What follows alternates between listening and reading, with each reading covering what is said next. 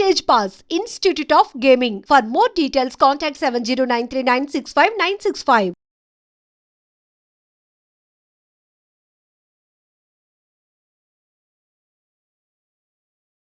పెట్టుకుని ఈ అనుకరణ అనే దానిలో అంటే వేరే ప్రపంచాన్ని ఏదో చూపించాలి. ఆ వేరే ప్రపంచం చూపించటం అనే భ్రమల్లో చాలా. రెండోది అప్పటికి ఇంకా కరోనా లేదు, థియేటర్ ఇంకా బతుకుంది. అప్పటికి థియేటర్ ఎగ్జిస్టెన్స్ బలంగా ఉండటం అనేది కూడా కలిసి వచ్చింది వాళ్ళకి. ఇప్పుడు పరిస్థితి ఏంటంటే క్రమంగా ట్రిబుల్ ఆర్ వచ్చే టైంకి కరోనా వచ్చేసింది. దేశం అంటే ఓటీటీలు వచ్చేసినాయి. థియేటర్ మనుగడ ఏమిటి అనేది ఒక ప్రశ్నార్థకంగా మారింది. అప్పుడు తన టెక్నిక్ని రాజమౌళి గారు ఏం చెప్పాడంటే థియేటర్కల్ ఎక్స్పీరియన్స్ ఇవ్వాలి మనం. అంటే ఈ సినిమాని ఫోన్లోనో లేకపోతే ఇంట్లో టీవీలోనో చూస్తే కుదరదు, థియేటర్కి వెళ్ళి చూడాలి అని అనిపించేలాగా సినిమా ఉండాలి. అందుకని గ్రాండియర్కి వెళ్ళాలి. ఆ డబ్బులు వర్కౌట్ అవ్వాలంటే మనం వరల్డ్ మార్కెట్కి వెళ్ళాల్సి ఉంటుంది అని కొత్త అడుగు వేశాడు ఆయన. అంటే ప్రపంచ మార్కెట్కి తనని తన టీంని పరిచయం చేయడం కోసం ఆస్కారు ఈ ప్రయత్నాలన్నీ జరిగినాయి. అంటే అంతర్జాతీయ స్థాయిలో కొన్ని అవార్డులు, ఆ అవార్డుల కోసం చాలా లైజానింగ్ చేశారు, డబ్బులు ఖర్చు పెట్టారు. ఈ ప్రయత్నాలన్నీ కూడా తమ ముఖాలు ప్రపంచ మార్కెట్కి తెలియటం కోసం పడిన కష్టం అది. ఇప్పుడు మహేష్ బాబుతో చేస్తున్న సినిమా ఆయన వరల్డ్ మార్కెట్ని టార్గెట్ చేశాడు కాబట్టి భారతీయ జానపద కథ కుదరదు అక్కడ. అందుకని ఆయన ఏం చేశాడంటే ఇప్పుడు ఫారెస్ట్ బ్యాక్డ్రాప్లో జరిగేటువంటి ఒక యాక్షన్ థ్రిల్లర్ డ్రామాగా దాన్ని మారుస్తున్నాడు. మార్చి తీస్తున్నారు దాన్ని. అయితే ఈ మధ్యలో వచ్చిన ట్రిబుల్ ఆర్ కూడా అది కూడా మార్కెట్ని ఎట్లా పట్టుకోవాలి అంటే మార్కెట్ స్టడీ మీదే ఆయన కథలు రూపొందిస్తాడు. ఆంధ్ర మార్కెట్ కోసం అల్లూరి సీతారామరాజుని, తెలంగాణ మార్కెట్ కోసం కుమరం భీమ్ని, జాతీయ మార్కెట్ కోసం వీళ్ళిద్దరిని రామాంజనేయులుగా మార్చి అలా సీతమ్మని మధ్యలో పెట్టి ఆ విధంగా ఒక డిజైన్ అంటే మార్కెట్ కోణంలో నుంచి కథ చెప్పడం అనేది రాజమౌళి మొదటి నుంచి అడాప్ట్ చేసుకున్నాడు ఆయన. దాన్ని పీక్స్లో చూపించినటువంటి సినిమా బాహుబలి. ఇప్పుడు ఆ బాహుబలి 10 ఏళ్ళు అయిపోయింది. అంటే తెలుగు సినిమా పాన్ ఇండియా మార్కెట్తో ప్రయాణం ప్రారంభించి 10 ఏళ్ళు అయింది అనుకోవాలి. ఈ 10 ఏళ్లలో వచ్చినటువంటి మార్పులు, ఈ మార్పులు మంచివా చెడువా అనేది పక్కన పెట్టేస్తాయి. ఒక గందరగోళం అయితే క్రియేట్ అయిపోయింది. అంటే బాహుబలి రావటం, దాంతో పాటు కరోనా రావటం, ఓటీటీలు రావటం, ఇదంతా కలిపి ఒక కన్ఫ్యూజన్లోకి నెట్టేసింది సినిమా పరిశ్రమని. అంటే థియేటర్కల్ ఎక్స్పీరియన్స్ ఇవ్వాలా లేకపోతే మంచి కథలతో సినిమా తీయాలా? మంచి కథలతో సినిమా తీస్తే జనం చూస్తారా, థియేటర్కల్ ఎక్స్పీరియన్స్ ఇస్తే తప్ప చూడరా అనేటువంటి ఒక కన్ఫ్యూజన్. ఈ కన్ఫ్యూజన్ పరాకాష్ట మనకి ఇటీవల విడుదలైనటువంటి తమ్ముడు అనే సినిమాలో కనిపిస్తుంది. దిల్ రాజు గారి నితిన్తో తీసినటువంటి సినిమా. అంటే యాజ్ ఏ సబ్జెక్ట్ అది కొంచెం ఇంట్రెస్టింగ్ టాపిక్కే. అంటే అక్కకి తమ్ముడికి మధ్య ఒక చిన్న కాన్ఫ్లిక్టు, వాళ్ళిద్దరూ తిరిగి ఎలా కలుస్తారు అనేది ఒక ఎమోషనల్ సెంటిమెంటల్ పాయింట్ ఒకటి తీసుకుని పాత పద్ధతిలో ఆయన గతంలో ఎంసీఏ అవి తీసిన పద్ధతిలో తీసేస్తుంటే అది సరిపోయేది. కానీ థియేటర్కల్ ఎక్స్పీరియన్స్ ఇవ్వడం కోసం అడ్వెంచరస్ డ్రామా కలపాలి అని అడవికి తీసుకెళ్ళి అక్కడ గందరగోళం చేసి ఇది పోయి అది పోయి మొత్తానికి సినిమా చాలా ఇబ్బందికరమైనటువంటి పరిస్థితుల్లో దాని కథ ముగిసింది. ఈ కన్ఫ్యూజన్ క్రియేట్ అవటానికి పునాది వేసింది కూడా బాహుబలి అని చెప్పుకోవాలి. సార్ ఇప్పుడు 10 ఏళ్ళు అవుతుంది రిలీజ్ అయ్యి. మనం యూజువల్గా బాహుబలి పార్ట్ 1 రిలీజ్ అవుతుందేమో అనుకున్నాము, రిలీజ్ కాదు. ద బిగినింగ్, ద రైజింగ్ రెండూ కలిపి ఒకే రోజు రిలీజ్ చేయడం అంటే మనం ప్రిపేర్డ్గా ఉన్నామా? అంతకుముందు ఎప్పుడైనా ఇన్ని గంటల సినిమాను చూసామా మనం థియేటర్లో కూర్చొని? అంటే ఇప్పుడు ఇది 2 సినిమాలు కలిపి ఎపిక్గా వాళ్ళు రిలీజ్ చేస్తున్నారండి. బాహుబలి ఎపిక్ అనే పేరుతో వాళ్ళు 5 గంటల 27 నిమిషాలకి ట్రిమ్ చేసి రిలీజ్ చేస్తున్నాం 2 పార్ట్లు అని చెప్తున్నారు. ఇది బాహుబలి తాలూకా అంటే ఆ సినిమాని టోటల్గా చూడాలనుకున్న వాళ్ళు వెళ్ళిపోతారు. అంటే వాళ్ళ వరకు కొన్ని షోస్ ఫుల్ అవుతాయి, డబ్బులు వచ్చేస్తాయి సినిమాకి.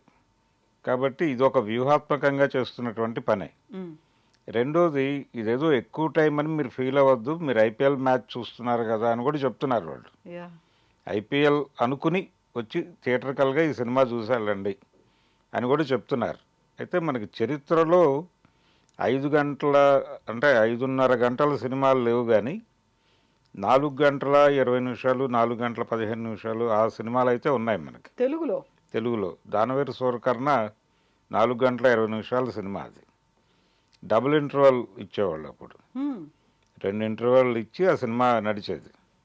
జనం చూశారు, ఆ సినిమా అంతా కలిపి 15 లక్షల్లో తీసిన సినిమాకి 2 కోట్లు డబ్బులు ఇచ్చారు ఆ రోజుల్లో. 77 జనవరిలో రిలీజ్ అయింది అది. అంటే 1 గంటకి మొదలయ్యేది. ఆ రోజుల్లో 3 ఆటలే, మార్నింగ్ షో అనేది లేదు. రోజు 3 ఆటలు, ఆదివారం రోజు మార్నింగ్ షో ఉండేది. కాబట్టి 1 గంటకి మ్యాట్నీ మొదలయ్యేది. మిగిలిన సినిమాలన్నీ 2 గంటలకు మ్యాట్నీ మొదలైతే ఈ సినిమా మాత్రం 1:00కి మొదలైతే వాళ్ళు నైట్ షో బ్యాలెన్స్ అయ్యేది. అలా ప్లాన్ చేసుకుని నడిచేది ఆ సినిమా. కాబట్టి ఆ సినిమా తర్వాత మళ్ళీ అలాంటి సినిమా ఎవరూ చేయలేదు. అంటే 4 గంటలు దాటిన సినిమా లేదు. ఆ రోజుల్లో 22 రీడ్లు లేకపోతే జనాలకి సినిమా చూసినట్టు ఉండేది కాదు. 22, 19 మధ్య నడిచేది. 14 రీళ్లలో సినిమాలు తీయటం అనేది మొదలుపెట్టినప్పుడు తెలుగు ప్రేక్షకులు కొంచెం ఇబ్బంది పడ్డారు.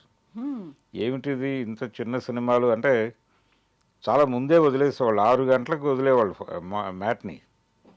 4:30, 5ంటికే వదిలేయటం మొదలుపెట్టారు ఈ 14 రీళ్ల సినిమాలు వచ్చాక.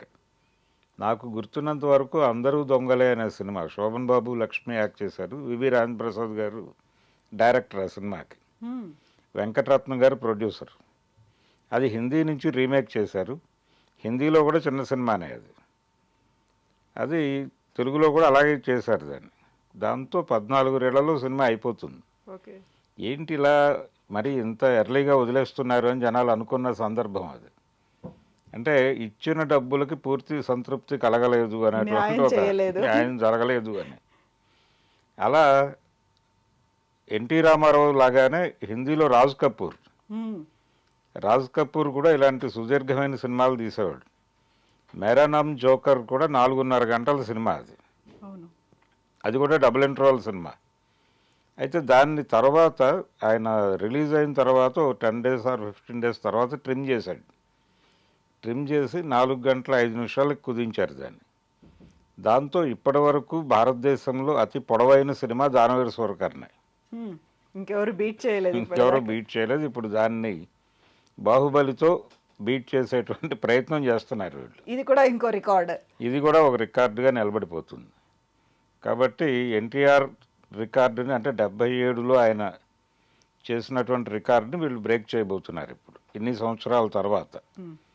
కాబట్టి ఇది ఒక సెన్సేషన్. ఈ సినిమా చూస్తారండి. అక్టోబర్ 31st రిలీజ్ అవుతుంది. అక్టోబర్ 31st చూస్తారు. అంటే ఎలా ఉంది అసలు, ఆ అనుభవం కోసం కొంతమంది వెళ్ళిపోతారు. మల్టీప్లెక్స్లో హడావిడి కనిపిస్తుంది, సింగిల్ స్క్రీన్స్లో కూడా 2-3 రోజులు హడావిడి ఉంటుంది. అంతకుమించి వాళ్ళు ఎక్స్పెక్ట్ చేయట్లేదు. ఇప్పుడు దానవేరు సూరకర్ణ లాగా ఇది 175 days ఆడాలి అలాంటి ఆశలు ఏమీ లేవు. జస్ట్ అలా ఒక 4-5 రోజులు ఒక ఎక్స్పీరియన్స్ అంతే జనాలకి.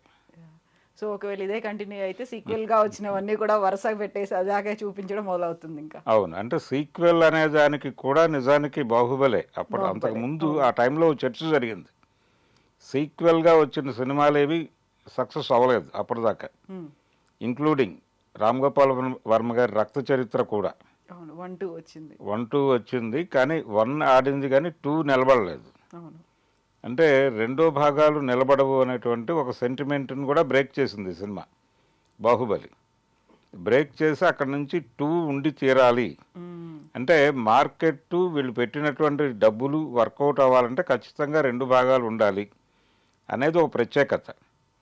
దాన్ని కాయిన్ చేసినటువంటి సినిమాగా కూడా బాహుబలికి ఒక రికార్డు ఉంది. అలాగే ఇంకొక ప్రధానమైన రికార్డు ఏంటంటే, బాహుబలి పేరుతో తెలుగు సినిమా నుంచి జాతీయ మార్కెట్కి ఎగబాకటం అనేది ఎప్పుడైతే జరిగిందో, హిందీ మార్కెట్ను వీళ్ళు క్యాప్చర్ చేయటం మొదలుపెట్టిన తర్వాత అక్కడ వరుసగా ఫెయిల్యూర్స్ రావటం మొదలైంది హిందీలో. ఇక్కడి నుంచి వెళ్ళినటువంటి, అంటే తెలుగు ఒకటే కాదు, తమిళ నుంచి కన్నడ నుంచి వెళ్ళిన సినిమాలన్నీ అక్కడ జెండా ఎగరేసినాయి. సౌత్ డామినేషన్ పెరిగింది అని బాలీవుడ్ నుంచి చాలామంది మాట్లాడటం మొదలుపెట్టారు. ఎందుకు మనం మన ప్రాభవాన్ని కోల్పోతున్నాం అని చెప్పి మాట్లాడిన వాళ్ళు ఉన్నారు. అంటే ఒకప్పుడు అక్కడి నుంచి వచ్చినటువంటి అంటే మన్మోహన్ దేశాయికి ఇక్కడ కూడా అభిమానులు ఉండేవాళ్ళు. ఆయన డైరెక్షన్లో సినిమా వస్తుందంటే ఇక్కడ చూడటానికి సిద్ధంగా ఉండేవాళ్ళు. అలాగే సిప్పి ఆయనకు ఒక అభిమాన వర్గం ఉండేది ఇక్కడ. అమితాబ్ సినిమా ఇక్కడ సద్దినోత్సవాలు జరుపుకున్న సందర్భం ఉంది. డాన్ సినిమా ఇక్కడ సద్దినోత్సవాలు జరుపుకుంది. సుభాష్ ఘై గారి హీరో ఇక్కడ సద్దినోత్సవాలు జరుపుకుంది. ఏమైపోతున్నాం మనం? వాళ్ళ సినిమాలు వచ్చి ఇక్కడ మార్కెట్ను కొల్లగొడుతున్నాయి, మనం వెళ్ళలేకపోతున్నాం. ఏం జరుగుతోంది అని విపరీతమైనటువంటి అంతర్మథనంలోకి బాలీవుడ్ వెళ్ళిపోయిన సందర్భాన్ని క్రియేట్ చేసింది కూడా బాహుబలి. అందుకని ఇలా అన్ని విధాలుగా రకరకాల ఏరియాల్లో దాని ప్రత్యేకతలు దానికి ఉన్నాయి. అలా బిగిన్ అయింది, ఆ తర్వాత రైస్ కూడా అయింది. Not only Baahubali, Telugu cinema కూడా, తెలుగు సినిమా, తెలుగు హీరోలు, రెమ్యూనరేషన్లు అన్నీ కూడా ప్రపంచ స్థాయికి పెరిగిపోయినాయండి. ఇప్పుడు ఈ పెరుగుదలకి నాంది పలికినటువంటి సినిమాగా బాహుబలి అనేది ఒక ప్రత్యేకంగా నిలబడిపోతుంది. Thank you so much sir. Thank you sir.